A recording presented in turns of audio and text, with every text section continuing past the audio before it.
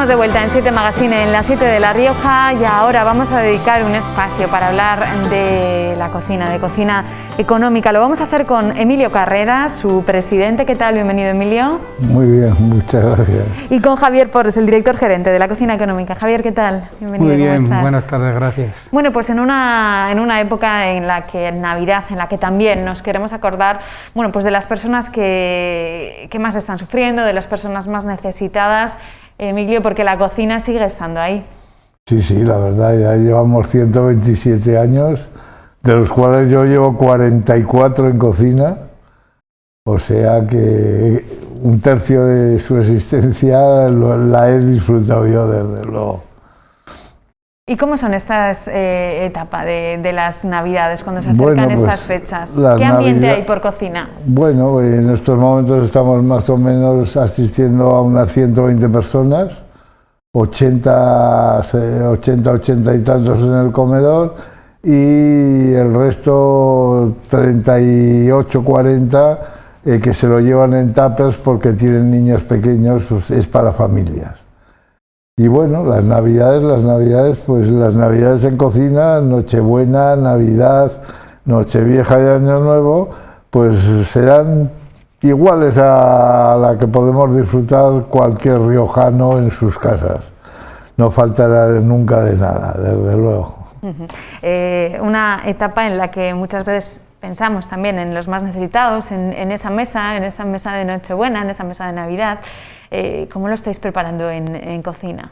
Pues lo estamos preparando como todos los años con muchísimo cariño, con el apoyo de casi toda la gente logroñeses que vienen por cocina. Decía el otro día en la entrega de delantales, creo que da Federico Soldevía, que somos la familia de los que no tienen familia, y es cierto. Entonces es un momento muy especial. Sí que notamos a la gente ya nerviosa estos días cuando entra. Está viniendo personas que suelen estar solas, hay un tema serio de soledad, y vienen a ver si pueden compartir con nosotros la Nochebuena o la Navidad, que siempre les decimos que sí, a pesar de esto del COVID, porque sí que es verdad que hemos tenido que aumentar la distancia de las personas, pero vamos a intentar que todo el mundo que quiera y que estar allí en cocina, que disfrute la Navidad como cualquier familia. También se acercan amigos algunas veces pues, a tocar una guitarra, a cantar unos villancicos. Veremos a ver cómo lo podemos hacer, porque la idea es que pasemos todos unas Navidades, pues eso, con el sentido que tiene la Navidad, que es importante, sobre todo para las personas que van por cocina. No solo tener ese plato caliente de comida, como decías, sino ese acompañamiento, ese problema de la soledad que se ha hecho muy acuciante durante la pandemia. Sí, realmente lo más importante no es ya el cenar o el no cenar, que es importante. Lo más importante es esa necesidad que la gente tiene de hablar, de tener un amigo, de que le escuchen o de escuchar. Tanto por la parte que están allí, que vienen pues a pasar esa noche, como incluso los voluntarios, la gente que estamos allí, ¿no? Nos sentimos con una necesidad de interactuar y se genera un vínculo muy importante con toda esa gente, que es incluso más importante que la cena. Es una Navidad del corazón, como decimos en cocina. Qué bonito también, ese plato caliente y ese acompañamiento. Pues sí, la verdad. Y ya te digo, los menús son extraordinarios, como seguro en tu casa y la mía, y no va a faltar absolutamente nada. Va a haber también turrones en cocina. Mira, te voy a decir, por ejemplo, en Nochebuena, de primer plato tenemos unos entrantes, donde hay pimientos rellenos, fritos variados, embutido y marisco, cigalitas y gambas o gambones. Después tenemos bacalao a la riojana, y de postre hay flan y, por descontado, turrones varios y dulces navideños, mazapanes, polvorones, todo tipo de cosas. Qué bueno, qué hambre, qué hambre. Pues vaya menú habéis preparado. Sí. Y luego para el día siguiente de Navidad tenemos unos entrantes semejantes a, como te he dicho, para la cena de Nochebuena. Tenemos luego un consomé y, como no puede faltar nunca el día de Navidad, cordero asado para todos los asistentes. Y de postre lo mismo, te repito, creo que es melocotón y piña en almíbar, y turrones y todo tipo de dulces navideños. Decíamos 127 años de cocina económica y esta pandemia no ha podido frenar vuestro trabajo. No, la verdad es que hemos tenido el comedor abierto todos los días del año y durante la pandemia. Bien, es verdad que hemos estado limitados, claro, en un principio la cocina tiene 40 mesas, 30 mesas de 4 comensales, o sea que entran 120 personas, pero en la época fuerte de la pandemia nos limitaron y tan solo había en cada mesa una persona y separadas las mesas 2 metros. Es decir, entraban de 30 en 30, a veces había 2 turnos, entraban 30, que eran exclusivamente las personas que carecían de techo. Todas las demás personas que tenían o bien una vivienda y familia, se lo llevaban la comida en tapas. Y solo se abría el comedor en la época más restringida, exclusivamente a las personas que carecían de techo y que lógicamente no se les podía dar tapes porque no tenían ni dónde comérselos ni dónde calentarlos. Pero además de ese sustento alimenticio, de esa comida, cocina económica es mucho más, Javier. Cocina económica es mucho más, desde hace muchos años, yo creo que desde el principio. Además de, estamos hablando ahora de Navidad, de la comida, pero la Navidad también la pasamos con el resto de nuestros programas. Tenemos un centro infantil que hoy ha celebrado el fin de fiesta de Navidad, ahí tenemos 40 niños, la mayoría de familias con necesidades sociales, que les atendemos perfectamente mis compañeras que son profesoras o educadoras. Tenemos un edificio de familias en la calle San Gil, justo enfrente del comedor. En este momento hay ahí alrededor de 50-60 personas, de las cuales la mitad son niños. También están preparando sus árboles de Navidad, sus belenes, hay actividades por la tarde de las que disfrutan. Se gestiona también el tema de que tengan unos alimentos, esos turrones que hablabas. Hoy hemos estado preparando lotes de turrones, de mazapanes, de polvorones, que nos han traído varias empresas. Algunas empresas nos traen incluso sus cestas de lo mismo que a los empleados, y las hemos estado preparando para que mañana esas familias reciban eso y puedan celebrar en el centro esos alimentos, celebrar la Nochebuena. Casi todos los años celebramos una Nochebuena en la que acuden los miembros de la Junta Directiva de Cocina, varios empleados, las hijas de la caridad, y nos juntamos con gente de la que está viviendo allí, de otros países, y cada uno aporta un alimento de su país, cantan villancicos de distintos países, y para mí es una Nochebuena auténtica, de verdad. Por desgracia, el año pasado y no lo hemos podido hacer porque nos juntábamos en un salón 100 y pico personas, y eso no es posible. Entendemos que por responsabilidad no va a ser posible, pero aún así sí que vamos a celebrar la Navidad, sí que pasaremos, estaremos un rato.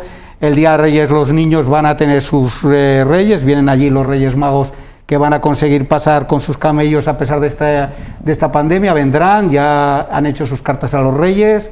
Los Reyes nos han confirmado que van a pasar por allí, y si coincide que pasan por allí, que tampoco lo sabemos, pues saldremos a los balcones a saludarlos. Pero tendrán, las cartas se han portado bastante bien los niños. Buena. Y me han dicho los Reyes que a casi todo le van a traer lo que han pedido, o sea que eso es importante. Pues entonces se vivirá un Día de Reyes precioso. Sí, precioso, precioso. Las Navidades en cocina son especiales. Cocina es algo más que un comedor y las Navidades son algo más que Navidades en cocina. Hablábamos de ese centro educativo, de esa guardería de Entre Puentes, sí, y bueno, de ese edificio en el que hablabas de que hay 50-60 personas alojadas, la mayoría de ellos niños. La mayoría de ellos niños, son familias, muchas monoparentales, personas que no tienen medios para tener una vivienda, que tienen ingresos cero, pero que bueno, pues que van a salir adelante. A cocina lo que hace es un apoyo, no tenemos nada que sea fijo y permanente, sino se enseña a la gente, se le ayuda a trabajar, a formarse para que puedan salir y estar en la sociedad igual que el resto de nosotros. Y por supuesto necesitan ayuda, sobre todo porque hay menores y porque han perdido ciertas capacidades, como nos puede pasar a cualquiera, que tienen que recuperar, pero ahí están y saldrán adelante seguro, siempre lo hacen. Como nos puede pasar a cualquiera, lo recalcabas, Javier, porque esta pandemia desde luego también ha golpeado con fuerza a muchas personas en la ausencia de ese trabajo y de recursos. Sí, ha golpeado bastante, lo estamos viendo en el comedor, se ha incrementado el número de personas, está habiendo un cambio, hay gente más joven, hay gente de 20, 25 años que antes no había, hay más mujeres, que también antes predominaban los varones. Entonces sí que se está notando que el COVID, como digo yo, nos afecta a todos, pero a la gente más vulnerable le afecta más porque las consecuencias del COVID no solo son sanitarias, que lo son, muy importantes, sino que tienen unas consecuencias económicas que al final pues repercuten en la gente pues que más necesitado, que más abajo está de la pirámide social, es así. Te iba a preguntar precisamente por el perfil de esas personas, ya nos lo ha contado Javier. Queríamos hablar, cuando se acercan las Navidades y esta etapa que además es especial y lo sabemos en Cocina Económica, para hablar de ello, para hablar de su labor, para hablar de muchas personas, de esos voluntarios que sois claves también, y también de esas empresas y de esas personas que se acercan, Emilio, a daros recursos. Pues efectivamente, desde luego estamos muy satisfechos del voluntariado, que bueno, también hemos pasado una época un poco fastidiadilla porque teníamos muchos voluntarios mayores que lógicamente, pues lo comprendemos perfectamente, pues han dejado de asistir en la época fuerte del COVID. Pero hemos tenido suerte porque ha entrado gente joven y hemos podido suplir las carencias de la gente mayor que ha dejado de asistir y que poco a poco me supongo que se irán incorporando nuevamente sin ningún problema. Pues con ese deseo... Y luego de las empresas que me has dicho, pues estamos también satisfechos. Hay empresas que nos dan cantidad de productos y donativos, que con Cocina Económica se comportan extraordinariamente. De hecho, mañana tenemos una reunión con Coca-Cola que va a suministrar toda la bebida para estos días, porque alcohol no damos. Y entonces, todo tipo de refrescos durante todas estas fiestas nos lo va a suministrar Coca-Cola, como hizo también en la época de los temporeros. Y la verdad es que estamos muy contentos. Yo siempre he dicho que creo que La Rioja es la región más solidaria de toda España y que responde extraordinariamente. Y claro, hay que tener en cuenta que son 127 años de existencia, fue la primera entidad social que se fundó en La Rioja y por lo tanto la conoce prácticamente todo el mundo y le tiene mucha estima y cariño. Pues nosotros también, aquí en la 7 de La Rioja, por supuesto, por eso hoy queríamos charlar con vosotros para que nos contarais cómo iban a vivirse esas Navidades dentro de Cocina Económica. Emilio Carreras, Javier Porres, gracias por haber estado hoy con nosotros. Pues gracias a vosotros por difundir una vez más la institución. Gracias. Nos vamos hasta Santo Domingo a conocer un poquito más de su albergue. Ha estado nuestro compañero Rubén Laparra. Hola, Rubén.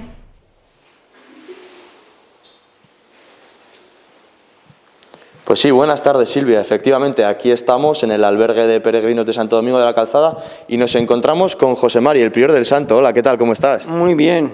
Cuéntanos, ¿cuál es la afluencia de gente que tenemos en estas fechas que llegan de Navidades? Pues ha bajado mucho en los meses de noviembre, diciembre, enero y febrero.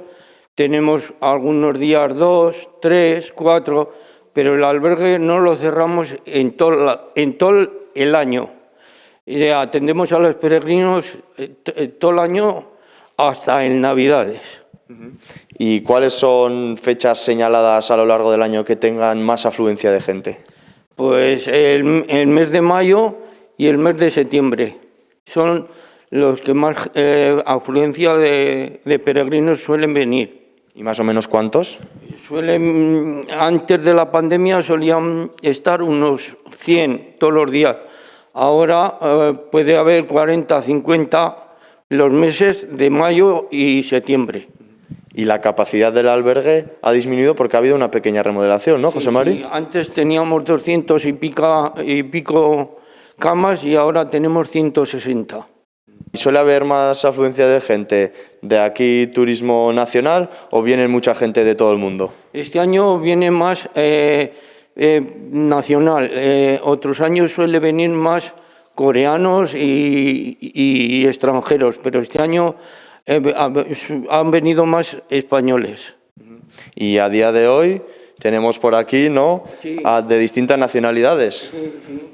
Bueno, voy a hablar aquí con Cintia y con Alex. Hola, ¿qué tal estáis? Hola, ¿todo bien? Muy lindo el lugar, nos reciben con mucha amabilidad. Sí, súper bien. Los albergues en general a lo largo del camino han sido súper buenos, los hospitaleros y todas las personas que nos han recibido. Contarnos, ¿de dónde venís? Yo soy de Francia y hago el camino con Cintia desde Francia, de San Juan, como estamos a la etapa 9 ahora. ¿Y por qué decidisteis en estas fechas tan señaladas? ¿La vais a pasar fuera de casa?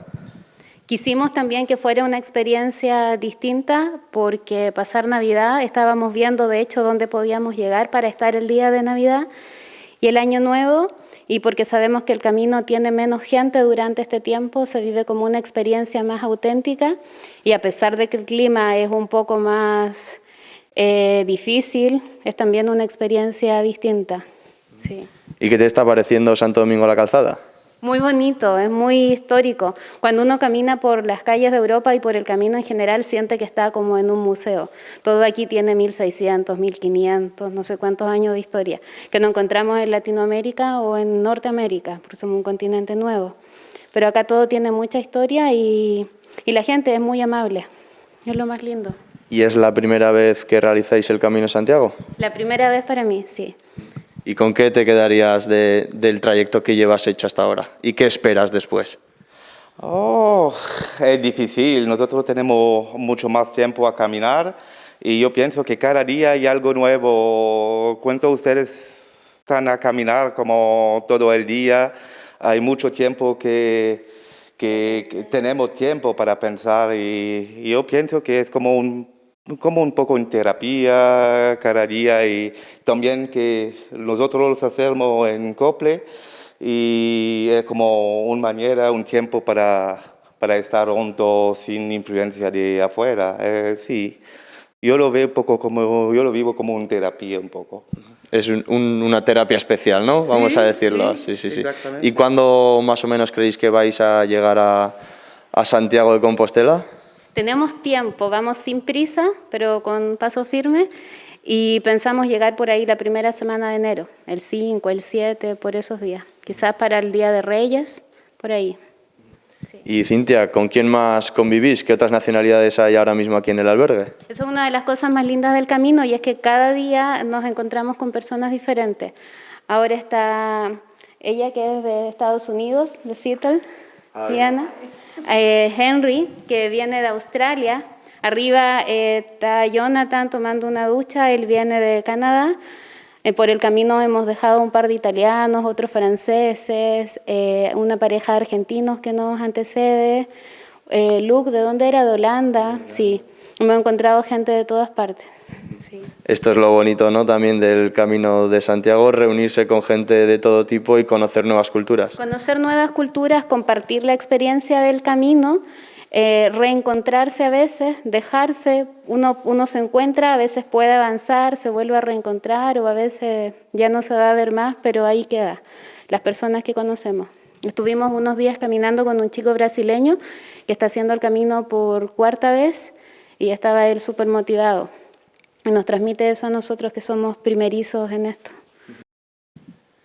Pues ya vemos, Silvia, que pese a que baje la afluencia de gente en estas fechas tan señaladas, lo que no se pierde es la ilusión y el conocer a nuevas personas y nuevas culturas, es decir, lo que nos queda del Camino de Santiago, lo más bonito.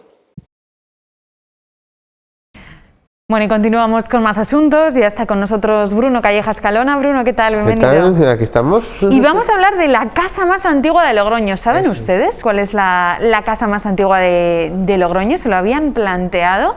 Hagan sus apuestas porque Bruno nos lo va a contar. Nos va a contar cuál es esa casa, dónde se encuentra y cuál es la historia. Por supuesto, ¿quién vivió en esa casa, en la casa más antigua de Logroño? Bruno, cuéntanos. Bien, bueno, pues primero tendremos que ubicar la casa. La casa en cuestión se encuentra en la calle Rua Vieja, número 9. Allí, pues digamos justo pues en el casco antiguo. Y bueno, esta casa perteneció a Juan de Vergara, que fue uno de los últimos priores destacados de la Orden del Santo Sepulcro, que se hacía cargo de la iglesia de Palacio. Una casa que, bueno, ya es la casa más antigua de Logroño, pero que, como estamos viendo en las imágenes, solamente nos queda la fachada, porque lo demás está prácticamente en ruinas. Una casa que, bueno, pues que tuvo su importancia, que fue rehecha posteriormente, y bueno, pues que todavía podemos admirar esa fachada, por lo menos parte de ella. ¿De qué año estamos hablando? ¿De qué año es esta casa, la casa más antigua de Logroño? Pues la casa más antigua de Logroño ahora mismo data las primeras muestras o propuestas constructivas hacia el año 1500. Estamos hablando de ese arranque del siglo XVI, aunque muy posiblemente su promotor, Juan de Vergara, habría nacido en el siglo anterior. Juan de Vergara, como persona, también tiene, aparte de lo que es la propia casa, se encuentra actualmente enterrado en la capilla de Santa María la Vieja de Palacio, en uno de los sepulcros más vistosos del siglo XVI que conservamos en la actualidad.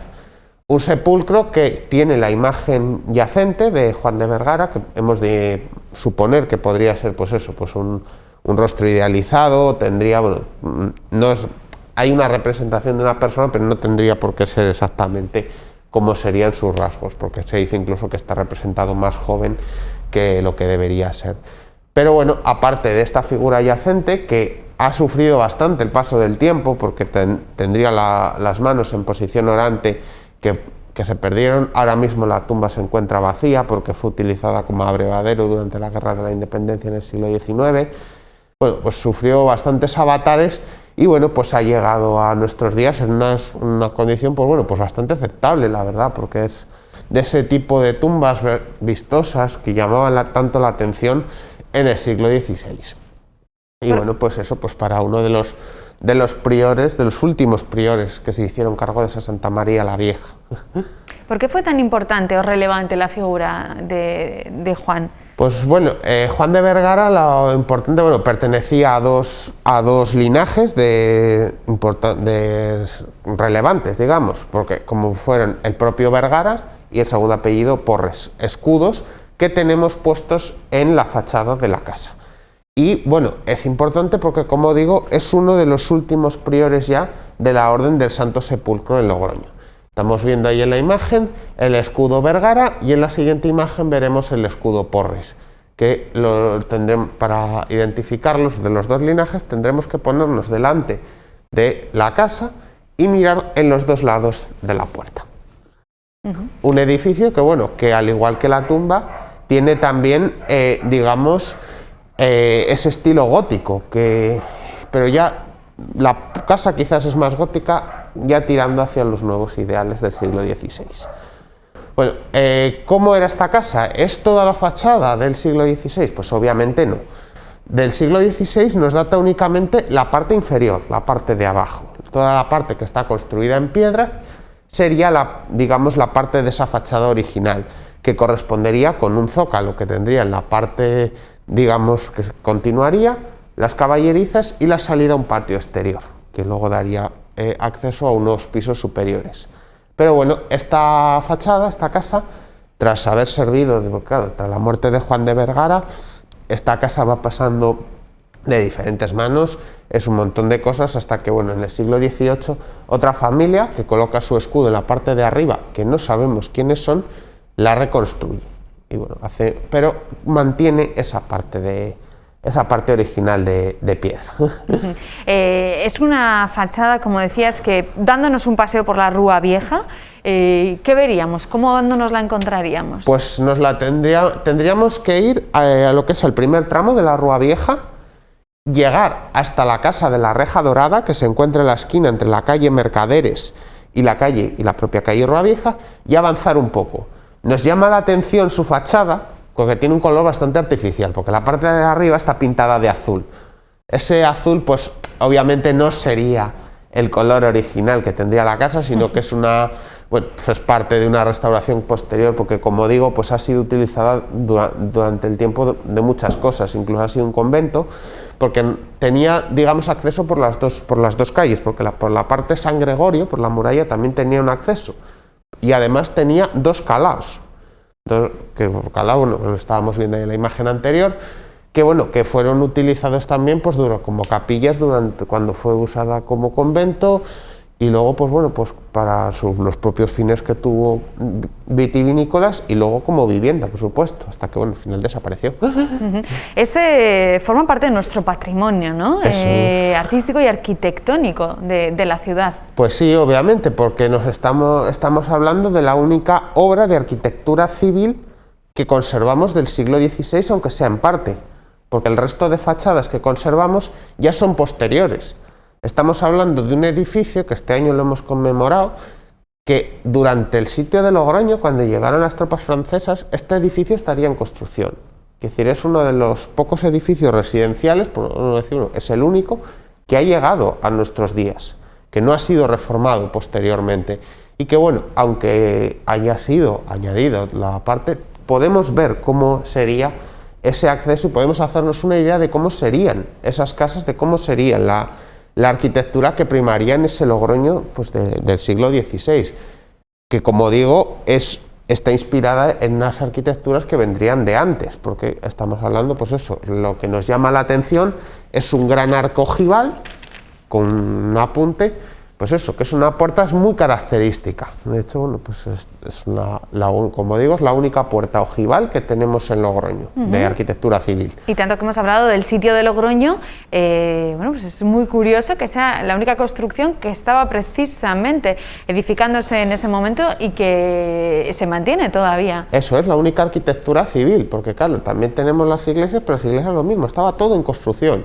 Entonces, nos hace, pues eso, nos puede llevar a conocer cómo era ese pasado, cómo era el momento del, lo que es, digamos, cómo habría sido, pues eso, las casas, cómo habría sido, pues darnos un paseo, imaginarnos, pues eso, caminar por la Rúa Vieja, que por otro lado, la Rúa Vieja es una de las calles más antiguas que tenemos en Logroño, que tendría un trazado, no digamos igual, porque ha habido varias alineaciones que han ido haciendo desaparecer edificios, pero nos podemos hacer una idea de cómo podría haber sido caminar por una calle en 1521 y conocerla un poco de cerca y pensar pues cómo podía ser esa vida. Pues hoy hemos conocido esa casa más antigua de Logroño y un poquito la historia de Juan de Vergara de la mano de Bruno Calleja. Gracias, Bruno. Gracias a vosotros. Feliz Navidad. Feliz Navidad. Nos vamos, llegan ahora las noticias, llega ahora Punto de Encuentro. Adiós, hasta mañana.